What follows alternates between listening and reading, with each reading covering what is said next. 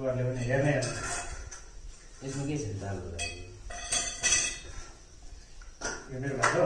Video पनि नलजाउँ न तपाईँ, अहिलेको यत्रो यो 21औं शताब्दीमा लजाउनु।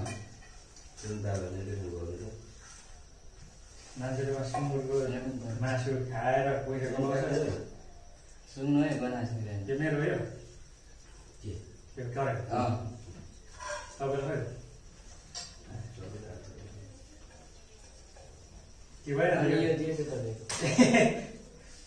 यसो गर्नु नि त। अब यो मलाई यो दिनु, तपाईँ गरेर खानु। ल